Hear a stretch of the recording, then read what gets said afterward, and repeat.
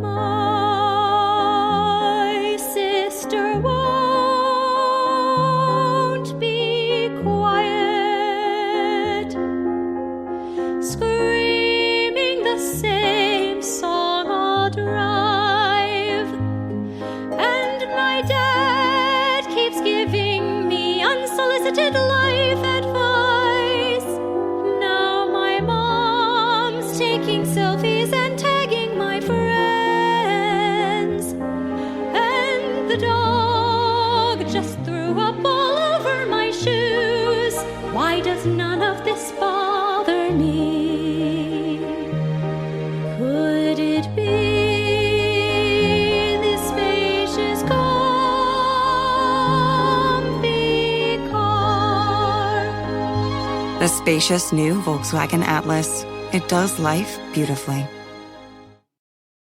When it comes to quality sleep, Ashley has you covered with top mattress brands at winning prices and with special financing options available. You can snooze now and pay later. Plus, your mattress purchase helps give the gift of better sleep to children in need and U.S. Special Operations Forces. Visit your local Ashley store or shop online today and make every snooze count. Financing is subject to credit approval. See store or ashley.com for details.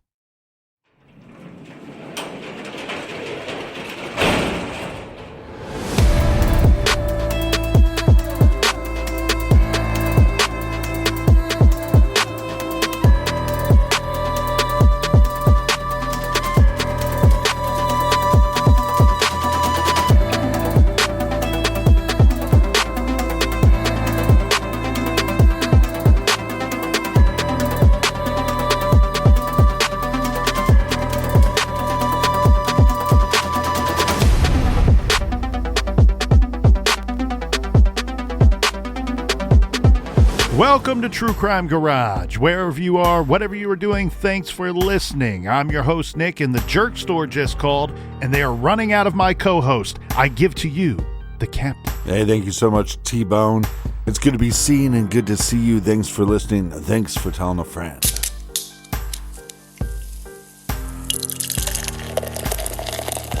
Today, ladies and germs, we still got some ice-cold Pilsners in the old garage fridge. We are drinking Lazy River Pils by our friends over at New Trail Brewing.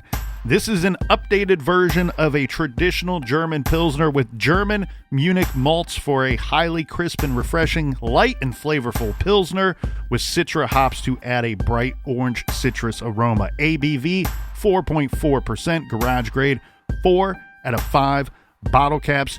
And here's some cheers to our friends. First up, we have Daniel from Fargo, North Dakota. Cheers, mate. And we also have Ashley and Kelly in Bakersville, North Carolina. Thank you to everyone for going to our website and helping out with this week's beer fund, providing the funds for the old beer run. Yeah, BWRUN, beer run.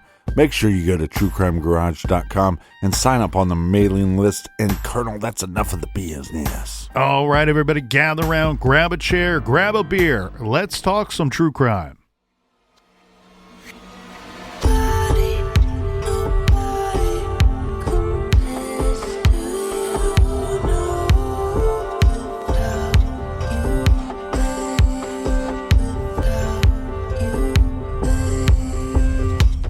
Early on into the murder investigation of Charlotte Fimiano, the authorities were looking into another unsolved homicide. Now, oddly enough, Captain, this one took place 3 years prior and hundreds of miles away. This is the still unsolved murder of Sherry L. Lewis, a realtor from Decatur, Illinois, who was murdered on August 5th, 1994. And a brief overview of that case is as follows. On August 5th, 1994, 30-year-old Sherry L. Lewis of Decatur, Illinois, she's a realtor, she was found deceased in a Macon County residence that was for sale, which she had an appointment to show this home.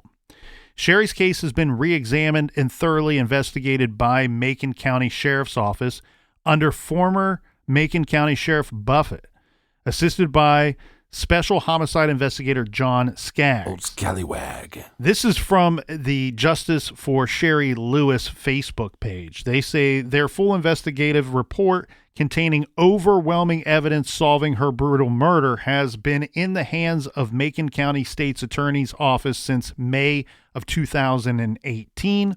Former Macon County State's Attorney Jay Scott failed to bring justice for Sherry Lewis. They're trying to rally here and try to get support to finally take this thing to trial if the evidence warrants that.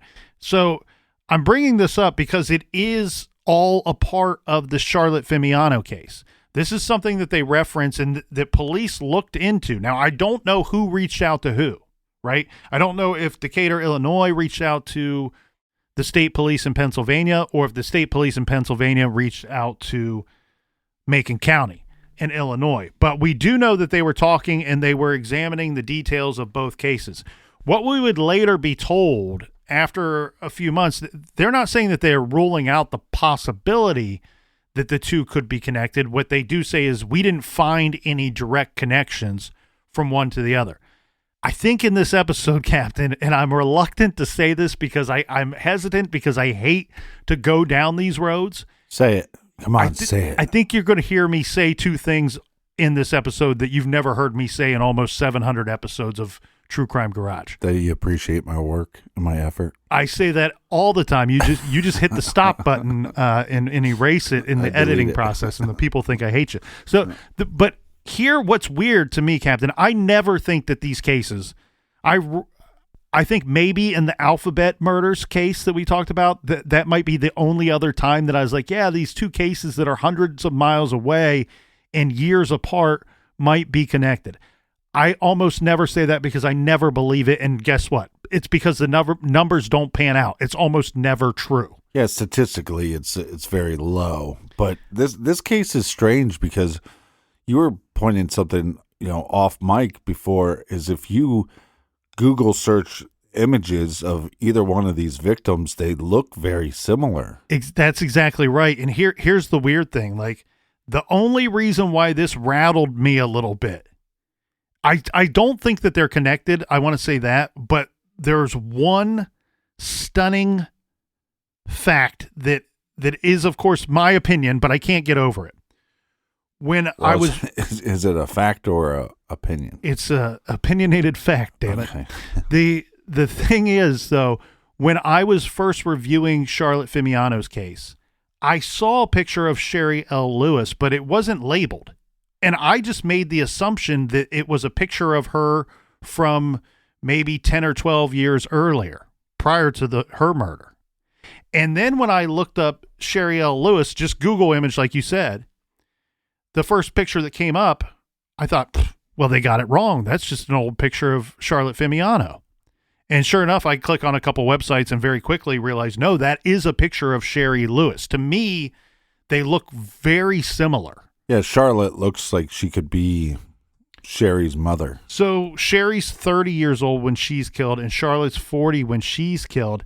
And again, I mean, not exactly spot on, but at first glance, it was enough for me to think that the Sherry Lewis picture was a picture of Charlotte when she was 28 or 30 years old.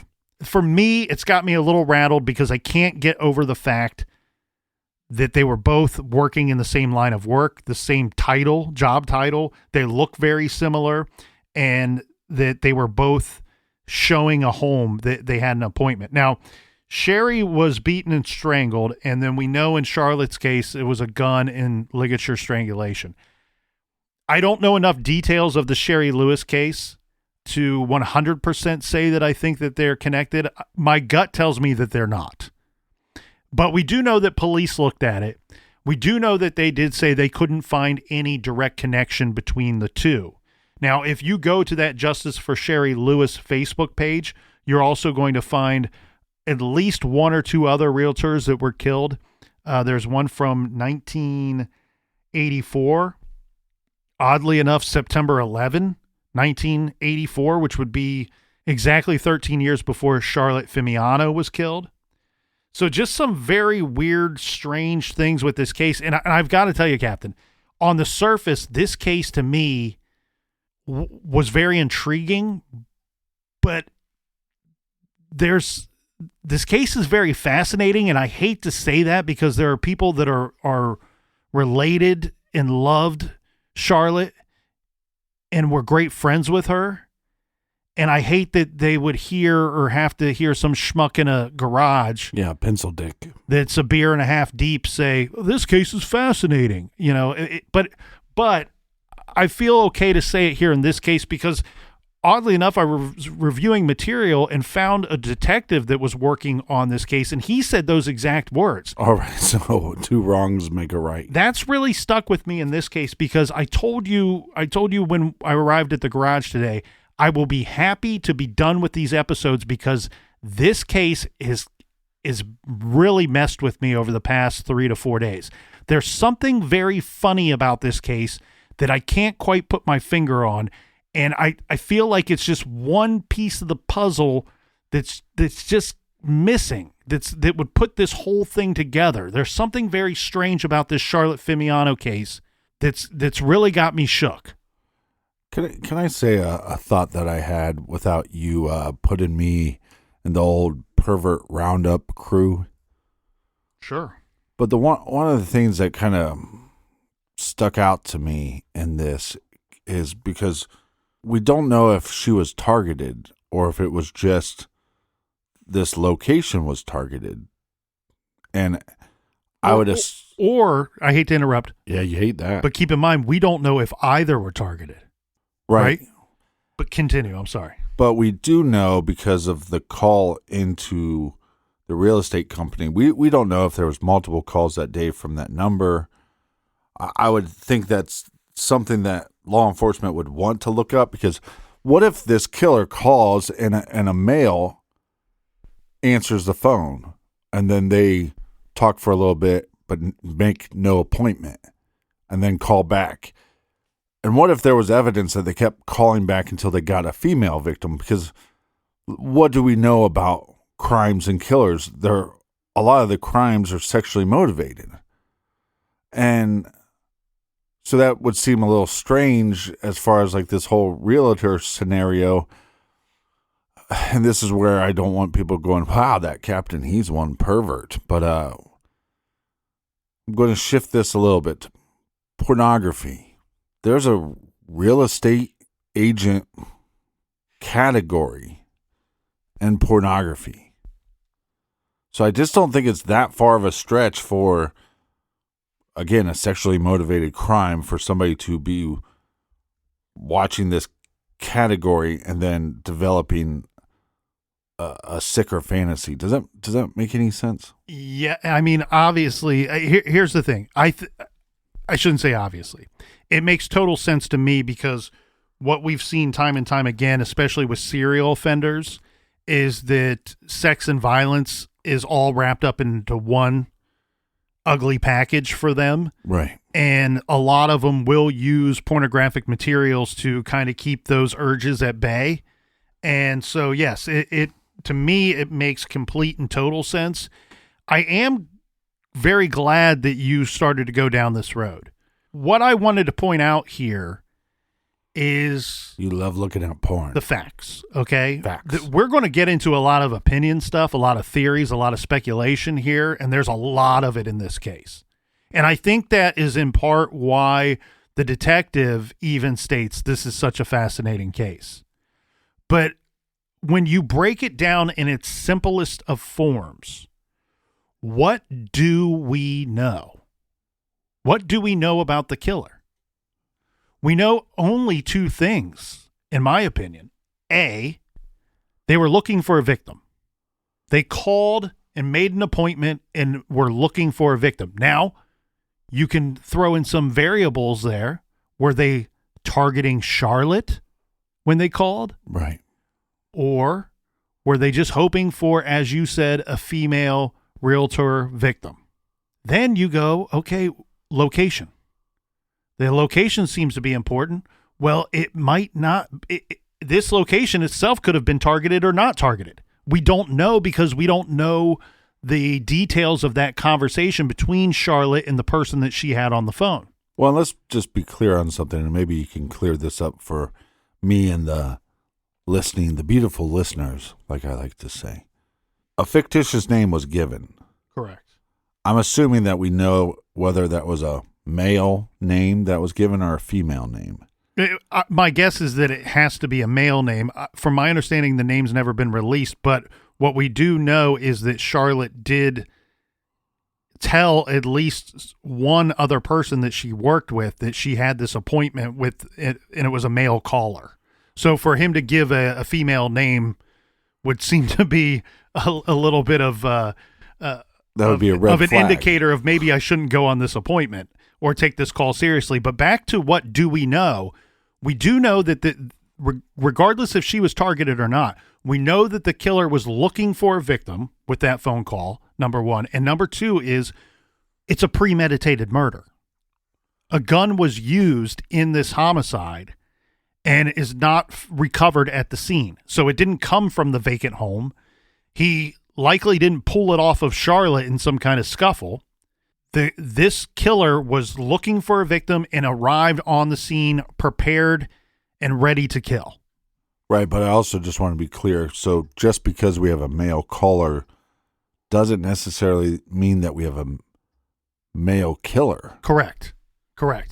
And that's why I wanted to go down that road in the last episode to point out very clearly that while it stands to reason that the most likely perpetrator of this homicide is that caller who arranged that meeting, it's not out of the realm of complete possibility that the person that called is not the person that killed. Right. Somebody could have set up this arrangement and then she arrives and she's either ambushed or there's a sneak attack by somebody she did not anticipate of seeing there at that home, and that person then killed her. And I think that's why, in part, this case is so fascinating, because there's so much of the speculation that can lead you to very certain theories, but everything's very open-ended with this case. It leaves the possibilities very open in this case. Now, I want to circle back to the phone calls, because Ring, ring, ring. many sources tell us one thing, and only one source that I could find tells us a further detail on that item. Right. So we talked about this arrangement was made the day prior, the day before the murder. We would later learn, police would eventually come off in the coroner would eventually come off and narrow down that window of time in question for us, the time of death, which is so important and key to any investigation, because that goes to means and opportunity, right? And we said during the trailer that means and opportunity are the very best tools, deciding factors to separate a good suspect from anybody else. Who actually was unaccounted for during the time of death. Right. Now, they narrowed down the time of death and later released it to be, first they were saying 1 to 4 p.m. And that, I think the police may have been forced to kind of show their hand on this one, because what happened, Captain, was 2 weeks after the murder. She's murdered on a Thursday. On a Thursday, 2 weeks later, police set up a bunch of roadblocks in that neighborhood and surrounding that neighborhood, and they were stopping all passerbyers and asking them if they regularly travel in this area, if they happen to be there 2 weeks prior between the hours of 1 and 4 p.m. And so these people were later interviewed by news stations, and they're like, yeah, what were the police asking you? Well, here, they're asking me this, that, and the other thing, but they wanted to know if I was here 2 Thursdays ago between 1 and 4 p.m. So that kind of shows you right away that they've already honed in on that time period, that 3-hour window, 1 to 4 p.m., the police. And then later the police come out and say the time of death, the suspected time of death, is between 1 and 3 p.m. So they got a 2-hour window. That killer had to get into that area and out of that area, and she was killed sometime between 1 and 3.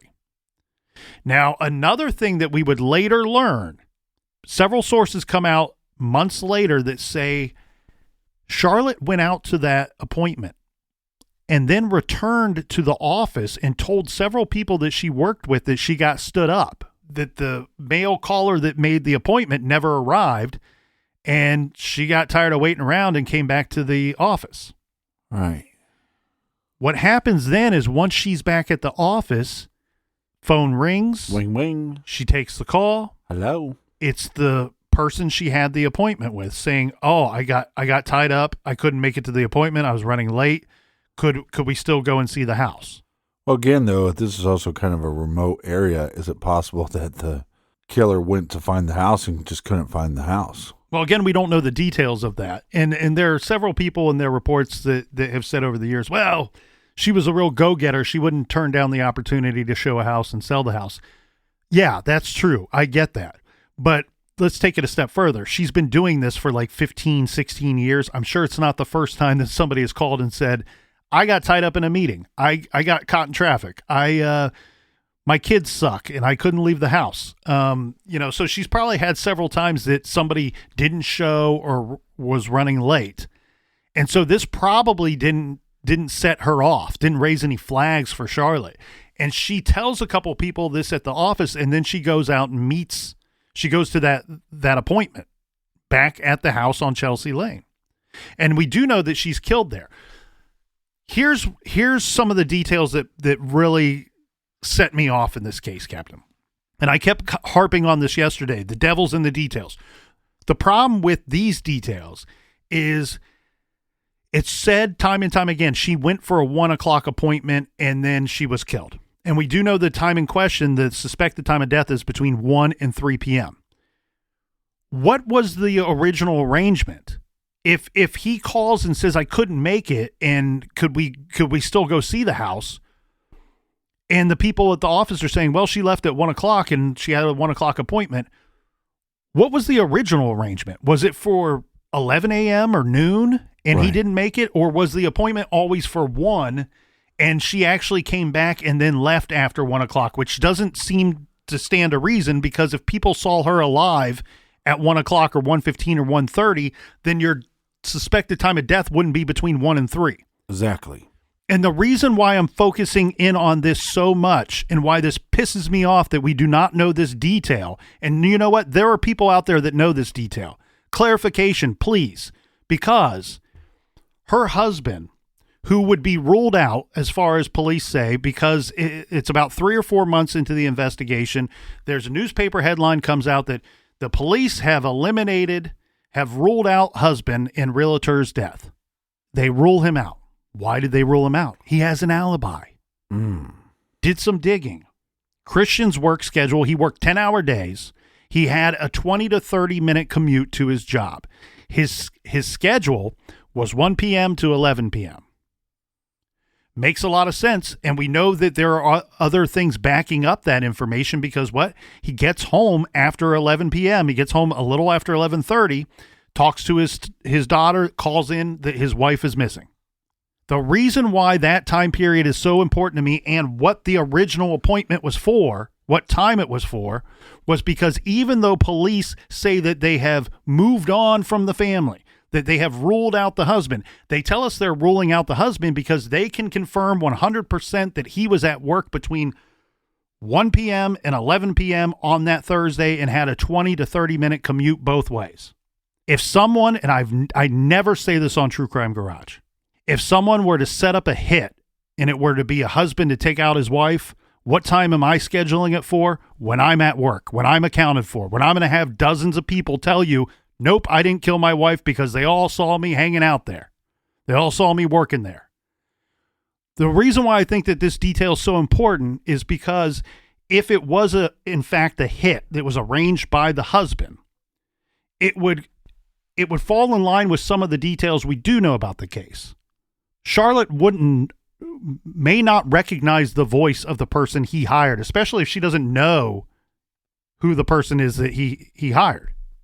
But 2, if the caller on Wednesday originally scheduled the appointment for 1, it drives me mad to sit there and think that it's happenstance that this appointment is scheduled for a time that this dude's also scheduled to be at work. I'm not saying that the two can't both have happened. I'm saying it leads me to believe, and I've never said on the show before that I think that there's a hit. I think that this case is a hit. I think the most two plausible things to me are either a complete freaking stranger killed this woman. Right. And I think if that's the case, they may never solve this case. Most likely not. They have been so tight-lipped about some things. I think that police think they have an idea of what actually happened here. Mm-hmm. And so let's take this a few steps further. Well, I'm not saying that it is concrete evidence, but sometimes that's why law enforcement is very tight-lipped about things, is because there's certain pieces of evidence that they know can't get out because it would basically crumble their whole case against a certain individual. And if they're hoping to, let's say they wanted to follow the husband to see if he could lead them to the killer, or if they wanted to tap his phone or surveil this guy, what better way to get him to act to lead you to the killer than to publicly say, well, we ruled him out. We ruled him out because we confirmed 100% that he was at work that day during the time in question. Yeah, because just because they roll you out to a public, newspaper or whatever, or even tell him to his face, we ruled you out. The police are allowed to lie during an investigation. Well, not only that, they're ruling him out as the killer. Right. They're not ruling him out as being involved in the homicide. Exactly. Ruling him out as the actual killer. But also, law enforcement is not the only tight-lipped organization, quote unquote, in this case. Sometimes you have a case where, look at Delphi, very tight-lipped law enforcement, very vocal family, trying to get the word out, trying to get information coming in. This one, tight-lipped law enforcement, and it seems like the family was pretty tight-lipped as well. Yeah, and we need to be completely fair here, because the family, meaning her daughter and her husband, they could have been tight-lipped and shy away from the cameras or the newspapers just out of pure devastation. Their world is completely turned upside down. They're completely heartbroken, and that's why they didn't do so much talking to the media. And one thing that does make me doubt this husband being involved a little bit is the fact that we do know, and I had to do a good amount of digging to figure this out, that the husband was the one that actually called 911 the following morning, and that led to her body being found. Now, it also wouldn't be the first time that somebody would lead police to a body of somebody that they've killed. Well, because it'd be pretty suspicious your wife doesn't come home in the morning. You sit and do nothing? Yeah, in the morning you're like, well, I guess she just didn't come home last night. Guess I don't have to make as much coffee in the morning. Yeah. Let's get back to the other possibility that I don't think we can rule out either, is the complete stranger possibility. Stranger danger. Somebody cold calls this realtor office looking for a victim and needs a secluded, vacant, ready to move into home to carry out the dirty deed of homicide. Done dirt cheap. One thing that for me pointed away from a complete stranger is, one, the motive. Yes, it could be a thrill kill, but many of these thrill kills are sexually motivated. There's a sexual component to them. Now, one detail that has been released is that Charlotte was not only found fully clothed, but still wearing her coat, her jacket. So that may suggest to many that there was no sexual component to the case. But I'm going to throw a wrench into everything that most people believe about homicides when they try to look at a crime scene. And please allow me, Captain, to talk out of both sides of my face at the same time. Normally do. But this comes from a very well-respected detective and somebody that we've talked about on the show before, Joe Kennedy. He says, be careful and do not assume there is a close personal relationship between the suspect and victim based on evidence of overkill. Example, excessive stab wounds, extensive blood force trauma, etc. At the crime scene. If ligatures and restraining devices are present, there was likely a sexual component to the murder. This should be considered before exploring other motives unless it is obvious another crime gone bad. Robbery, burglary, home invasion, or the victim was restrained so the primary crime could be completed. Okay, so that's interesting to observe here because there is somewhat of overkill involved in this case. We mentioned ligature strangulation.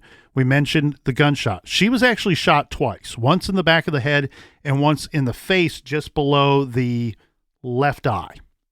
What Kennedy is pointing out here is that just that act of strangulation, ligature strangulation, may, even though our victim's found completely clothed, could still have a sexual component to it.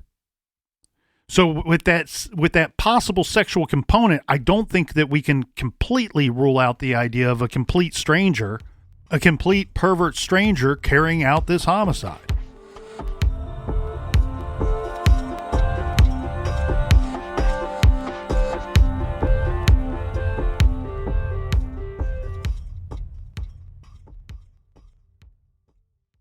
This show is sponsored by BetterHelp. Do you look forward to the holidays? Maybe you struggle with seasonal blues. This time of year can be a lot, and it's natural to feel some sadness or even anxiety about it. But adding something new and positive to your life can counteract some of those feelings. Therapy can be a bright spot, something to look forward to make you feel grounded, and to give you the tools to manage everything going on. If you're thinking of starting therapy, give BetterHelp a try. It's entirely online, designed to be convenient, flexible, and suited to your schedule. Just fill out a brief questionnaire to get matched with a licensed therapist and switch therapists at any time for no additional charge. Find your bright spot this season with BetterHelp. Visit BetterHelp.com/garage today to get 10% off your first month. That's BetterHelp, HELP.com/garage. My sister won't be quiet, and the dog just threw up all over my shoes. Why does none of this bother me? Could it be this spacious comfy car? The spacious new Volkswagen Atlas. It does life beautifully. Is it possible to predict the unpredictable? Can 3D printed life-size organ models help to map out complex surgeries ahead of time? Is it possible? It already is right here. Mayo Clinic. You know where to go. Dreaming of overseas adventures or connecting more deeply with family from afar? Rosetta Stone bridges the language gap. I've tried others, but Rosetta Stone's immersive lessons and voice feedback technology are game changers. Dive into 25 languages by learning intuitively, just like when you were a kid. And here's the holiday sparkle. Grab a lifetime membership now and save 50%. Gift yourself the world. Head to rosettastone.com now and save 50%.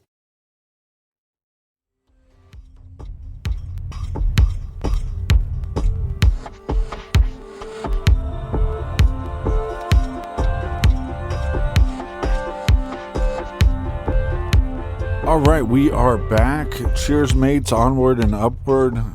Cheers to you, Colonel. Cheers, Captain. It's getting hot here in the garage. Colonel's Hot getting in the hot tub. Colonel's getting angry and worked up here. Now, No, this is these are difficult because, again,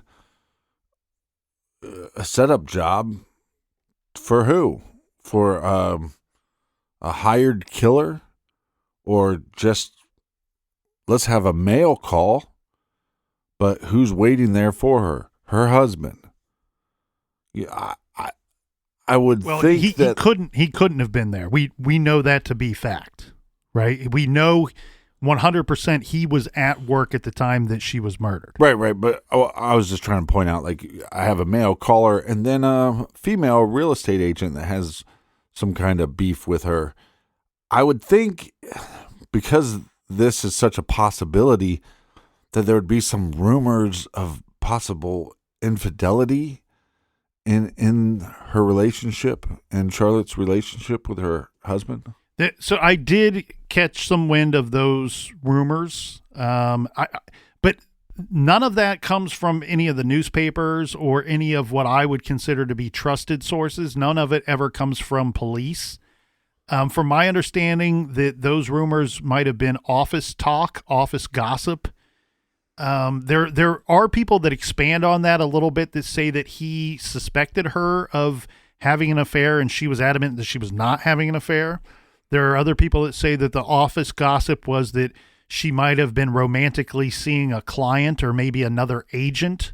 I mean, if you were to have an affair, this would be a line of work that would complement hiding that from your spouse, Yeah, right? You we've have all these, seen American Beauty. Yeah, you'd be doing it in every house all over the city. Okay. Maybe you would be pervert roundup. But here and who knows, maybe there is some truth to those rumors, but maybe there's not. Again, I wouldn't say that any of those rumors are coming from trusted sources. Yeah, a quick way to push somebody into having an affair is constantly accuse them of having an affair when they're not having an affair. Well, there's there's a lot of weird stuff about this case, and I haven't got to the weirdest of it all. But the one weird thing too is the couple, the Fimianos, had just moved into what was kind of like a life goal for them. They had moved into a new home 6 weeks or 8 weeks before she's killed.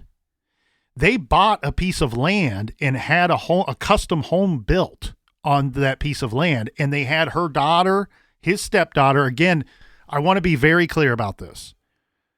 There's no indication that this guy was a bad husband or a bad stepfather.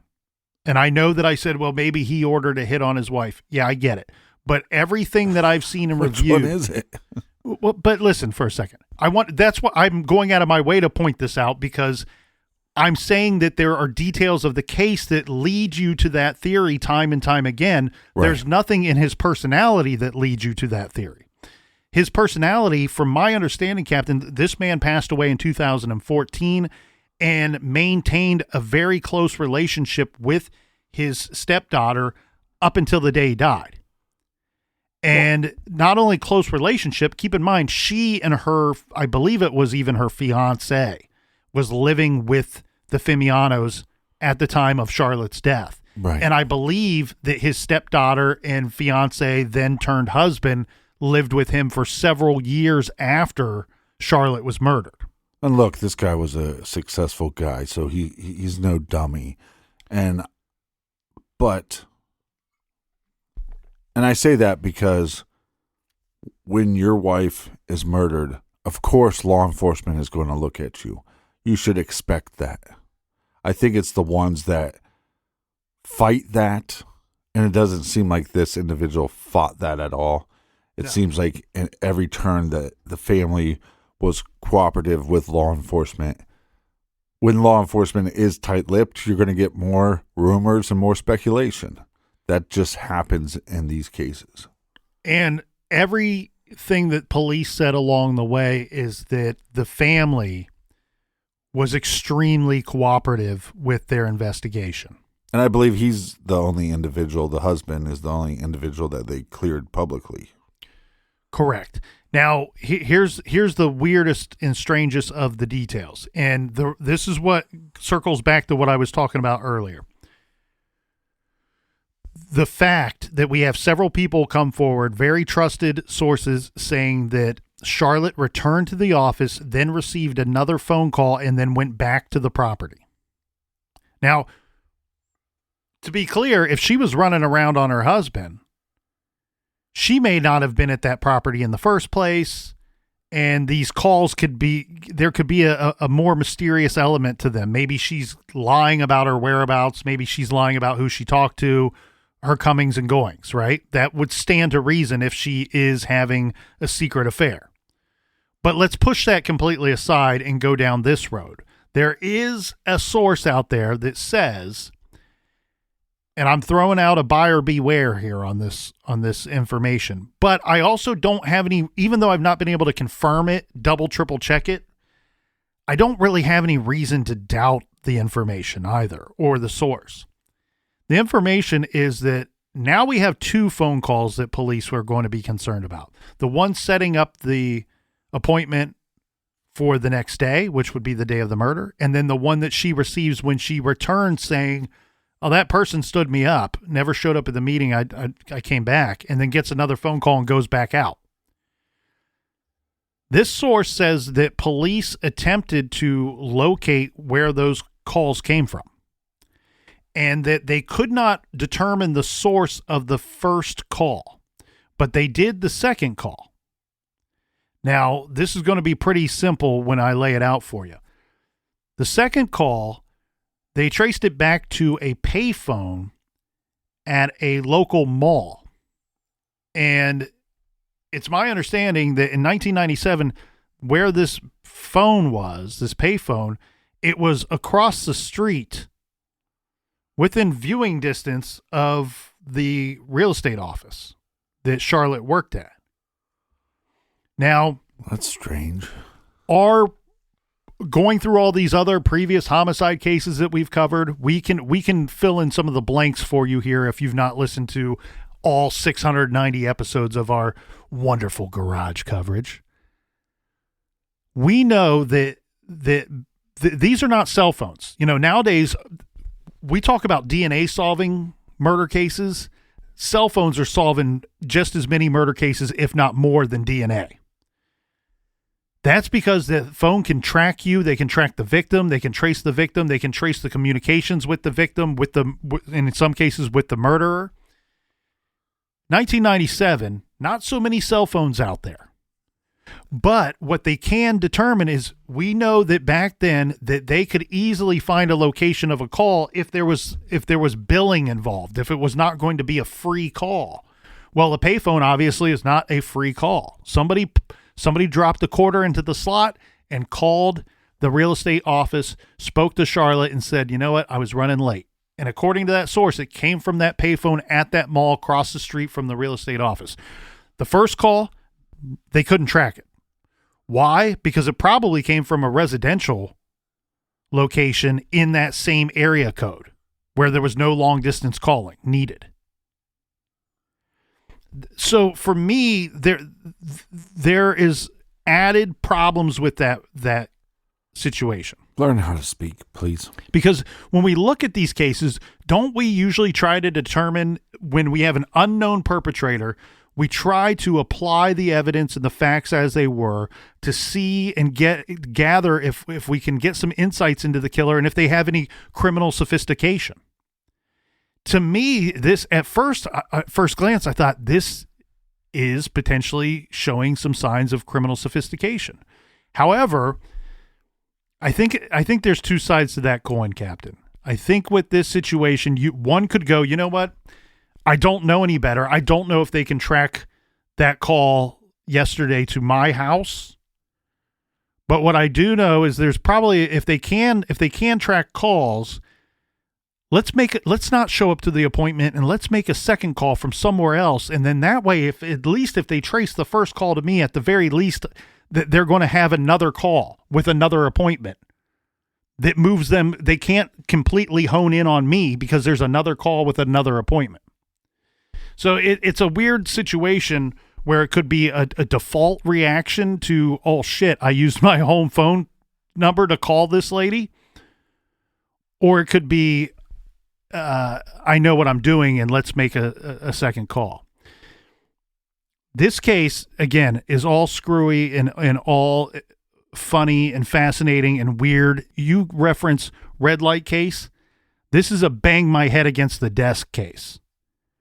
Yeah, because there's so many possibilities. There's roads that lead you to a stranger. There's roads that lead you to a competitor that may have wanted to off her because she's so successful taking business from them. And then there's roads that lead you back to her husband, or if she is having an affair, maybe to the person she's having an affair with. Yeah, and let's just go through this very slowly. A guy has a fantasy of killing a woman. He finds a remote location. He calls. He meets her out there. He kills her. Or there's a female. Hey, she's having an affair with this lady's husband. She has a male call. The woman meets her out there, kills her, or hires a hit. the husband hires a hit and has the killer call, or like you said, she's having an affair and the guy, the phone call in general was a phony phone call, and she knew it was a phony phone call. I mean, there's so many possibilities. I think because of the strangulation and the shots, it's almost like the shots were like to make sure that she was dead. Well, a couple of thoughts that I have on if she were targeted or not, right? Because if it was a stranger, then you would believe that she's probably not targeted. If it were a perfect stranger, she's probably not targeted. But then again, how perfect could the stranger be? They weren't able to trace the first call, so that came within her area code. But here's the thing. If somebody wanted to target her but make it look like she wasn't targeted, somebody that knew her schedule or had a general feel for how that operation, the office operated, where they put people on the phones on a rotation to take these cold calls and to take the walk-ins, somebody may know that information, especially somebody she works with. I would like to know, too, especially her husband. I'd like to know if there was any male walk-ins that day. Because... What? Go ahead. I'm sorry. I was going to say, because, most of the time the killer has a vision of their victim. And so by the calls being traced back to a payphone that's really close to their office, it would make some sense. I'm just going to go in the office and see which girls are working today. And okay, well, this one will do. Well, there's a payphone across the street. I'll go make the call and set up the appointment there. They're not going to assume that it's the same person. Why wouldn't I just made the appointment while I was there? Well, because I don't want that appointment traced back to me. So I wonder if there's any walk-ins that day. There's a couple things that I want to know. And I think that the police probably know the answer to at least one of these questions. I do know that her husband, in 1997, I do know that he did own a cell phone, which is not common in 1997. Now, we do know that they traced the one call that came in via the payphone, or at least that source tells us that they did. I wonder, all of those calls on his cell phone would have been billed. Did they do a background check on his call log for that cell phone? Right. That would be interesting. I don't care so much about the walk-ins. I understand why you would want to know and other people would want to know. Here's what I want to know. We know that 2 people were manning the phones that week. If you were to target Charlotte, right? If I'm setting up a hit, here's what I need. I need my hitman to arrange a meeting with my target, with my hit. But I want to muddy the waters and not create a trail from the target to my hitman to me, right? How could I do that? Well, if I have an understanding of how that office operates, that works right away. The people that would have that knowledge would be people that work there or people close to people that work there and her husband. So if I know that my target is going to be one of 2 people manning the phones that week, is it as simple as having my hitman call and go? Because here's typically what happens, especially, look, customer service ain't what it used to be, my friend. I don't care who you are, but or where you're from. It ain't what it used to be. But back in the day, 1997, I would wager a Franklin. You love it when I wager Franklins. I'm down like 900 Franklins now. Yeah.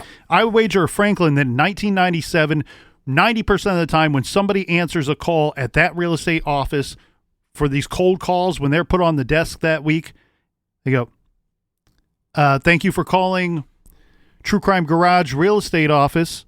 This is the Crispy Colonel. How may I direct your call? This is the Crispy Colonel. How can I help you? And guess what? If your target is Charlotte, all your hitman has to do if she doesn't pick up the phone is click. Click. As soon as that other lady who's answering the phones or some guy that might have answered the phone that day, If it's a guy's voice, easy. Hang up. That's not your target. If someone picks up the phone and says, "This is Sharon. How can I help you?" Well, Sharon's not your target. Click. And you call back later. You got a 50-50 shot of getting Charlotte on the phone if you know the operations of that office for that week. I cannot get past the fact that I don't know who hired the hit. I think this was absolutely a hit. I don't think it was a stranger crime. I think that there's too many connecting factors. I think that the stranger would have to know too much. And the reason why I think it's a hit is I think that Charlotte was too smart. That I think she would have recognized, how someone from her office calls. How do they disguise their voice? There are 50 people in that office. Yeah, you're not going to maybe know everyone's voice on the phone, but it seems unlikely. And here's why I say hit too. They say, and we hear this all the time in homicides, but here especially in this case, gunshot wounds, ligature strangulation. And oftentimes the coroner will tell us both could have caused the death. Well, both could have caused the death, but both didn't cause the death. One of them caused the death. And guess what is the absolute weapon most of the time? A gun. The gun caused her death. I think this shows signs of a hit because I think that the guy showed up with the intention of going to a secluded place in a vacant house, one-on-one, and when he confirmed that she was there by herself, he went in for the kill with the strangulation. And what do we know and what have we said 100 times on the show? Killers have told us it is surprisingly difficult at times to strangle someone to death. She could have come to, and he decided, I don't care if this gets loud. I got to make sure that I do what I was sent here to do. And I think that that's when the gun came into play. Yeah, or even so, it's strangulation first, and then like I said before, the gunshots are just to make sure that there's no chance that she's surviving the strangulation.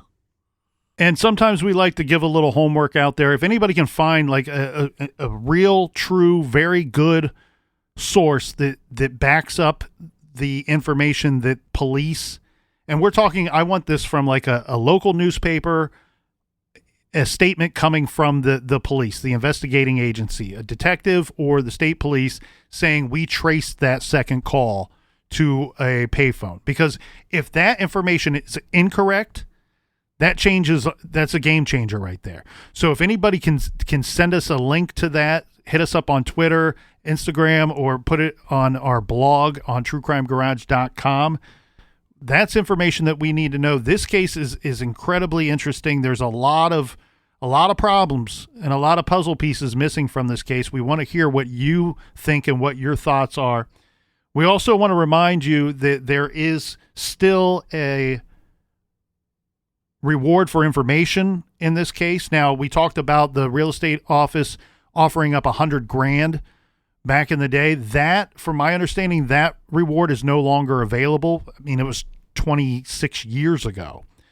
But from what I could find here, Captain, this is dated December 16th, 2021. The Pennsylvania State Police continues their investigation into the homicide of 40-year-old Charlotte Fimiano. Charlotte Fimiano, an agent with Weichert Realtors, failed to return home after showing a home to an unknown client on September 11, 1997. It was determined that her last destination was a vacant home for sale at 2147 Chelsea Lane, Hellertown, Lower Sockham Township, Northampton County. Law enforcement discovered her body in the vacant home during the early morning hours of 9/12/1997. Charlotte had been strangled and shot to death. Anyone with information on this case is asked to anonymously contact the Pennsylvania Crime Stoppers toll-free at 1-800-4PA-TIPS. That's 1-800-4PA-8477.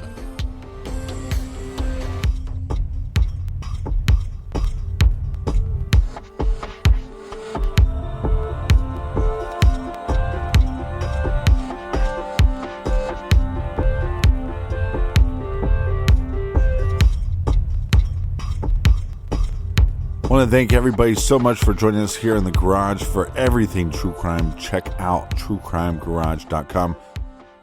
Colonel, do we have any recommended reading for the beautiful listeners? This week, Captain, we're going to recommend that everybody go out and listen and consume as many podcasts as they possibly can. It's fall time. For most of us, that means kids are back in school, football's starting up, kids' sports are starting up, everybody's running around, crazy busy. But you know what? Keep your earballs entertained with some podcast, and we've been recommending several over the past week to 2 weeks. And just a quick reminder here, Off the Record, that is brought to you by True Crime Garage every other week. And plus, we have a bunch of extra episodes on there as well. If you've not checked it out yet, you can check it out now on Patreon. And for Apple listeners, you can subscribe on Apple Podcast. And you can also get a little bit of a free trial on there if you just want to dip your toe in the waters. We've also recommended Mary and Bill, an Ohio cold case podcast. Check that one out. We've recommended the Prosecutors Podcast. And if you want complete and total nonsense in your life, which we all need a little touch of that, we got 2 good ones for you. There's the Captain and Morgan podcast, and there's also the Big Kids Show podcast that you will find one of us and maybe sometimes both of us on those shows. So check all of those out. If you want something good to read, go to truecrimegarage.com, click on the recommended page, and we got lots of book titles there for you. And until next week, be good, be kind, and don't litter.